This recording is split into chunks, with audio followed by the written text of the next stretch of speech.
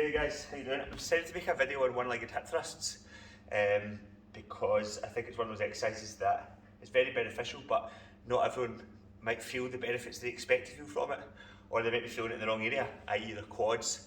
And because it's a group setting, you might not always necessarily immediately come and ask. So this is for anyone that's not asked about it, but is maybe thinking, I feel this more in my quads than anything. So there's a few reasons for that, and I'm not going to go into all those in the video.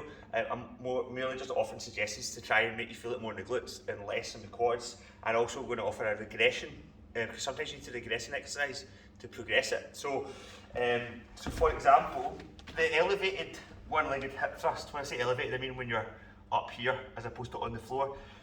That's a progression of doing it on the floor, okay? Because obviously, because you're elevating up, so you've got an increased range of motion to come up and down before your bum hits the floor. So this is a progression of the lining your back on the floor. Okay, so if you're not ready for this, you might be better off doing the one on the floor. And one of the reasons you might not be ready for it, or you might think you're not ready for it, is if you feel it more in your quads. Okay, so but you can try this first, and if you're still feeling it more in the quads, then I would suggest you try it on the floor. Okay, so anyway, what we're looking for, remember the focus is to use your glutes to tilt the pelvis from up and down, essentially. Okay, that's what a bridge is with a hip thrust.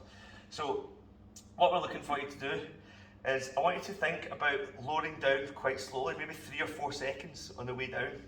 As you lower down, your torso can come with you, okay, like this, as opposed to like lowering down and keeping this up here. Okay, so let your ribs come down as your hips come down, and bring your hips with you. Your head can come with you as well, so your neck can stay in neutral too. So what we're looking for, or what I want you to try and do, is take 3 or 4 seconds to lower yourself down. And as you do that, I also want you to think about straightening this leg, this other leg. Okay, so as you come down, straighten one like that. Just before that touches the ground, I want you to then squeeze the glute hard to initiate the phase back up like that. Okay, and then repeat the sequence. So you lower down. As you lower down, straighten this leg, and then drive it up. Okay, and the reason I'm asking you to do this with this leg is to make it a bit more active in the exercise, so it's not just a passive part of the movement, and it's sort of like doing an opposing action. So it makes it a wee bit more relevant to gait cycling, walking and running. But anyway, what I want you to do, imagine the analogy I use with this exercise is, imagine this muscle area here is like a catapult. So as you lower it down, you're pulling back the catapult, you're filling it with tension.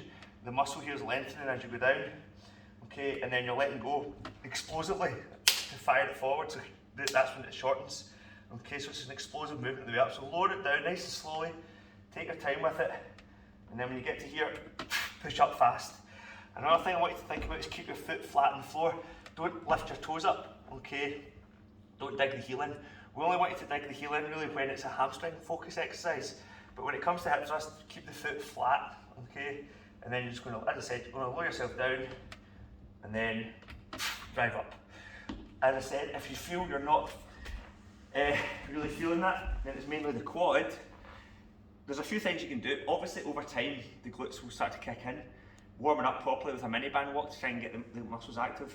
But you could also just regress it by doing it on the floor. Okay, so because you're doing it on the floor, what you're doing really, sorry, there's a bit of a roof this, isn't it? What you're doing really is you're lowering your centre of mass, so your torso is below your hips. Okay, so it means that it's almost like the weight's more concentrated towards this area, and also you're reducing the range of motion, so it's less likely that you're going to feel it in your quads because you've got less range to kick in and stretch. Equally, you could argue that that's also means that your glutes aren't going to get worked to a full range, but that's not really the point. The point is you're trying to get them working. Once you feel they're working, then you can introduce a bigger range. Okay, so same idea though. You don't need to worry about this. You can't really do a straight leg with this one anyway. Just focus on this movement here, and just focus. It might be better to take it back further and just do an isometric. Just hold it. Just hold it. Focus on keeping the pelvis steady. Check where everything is and feel the movement. Squeeze and consciously, mind to muscle correction style, consciously think about feeling it here. Keep the foot flat. Don't dig the heel in, and just hold it. I'm confident that most people will feel it in an isometric, because if you just concentrate on it and really feel and concentrate on squeezing your backside. So the isometric is almost like phase 1, and then you can introduce phase 2, which would be off the floor, or on the floor, sorry, up and down. And then phase 3 would be to then increase the range of movement by elevating it onto the chair. Okay, so the reason I wanted to do a video of that is because obviously it's a group setting, right? So if you see one person doing it on the floor, chances are you'll just copy them. And if you see someone doing it off the bench, chances are you'll copy them. But kind of try and take a bit of personal control over it. If you're not really feeling it the way you want to feel it when you try it, the way I've just suggested at the start of the video, then just strip it back and go onto the floor. And then see if you can feel it that way. It also helps to do a bit of mini band work as part of your warm up. Obviously, we incorporate that stuff into other sections as well to help.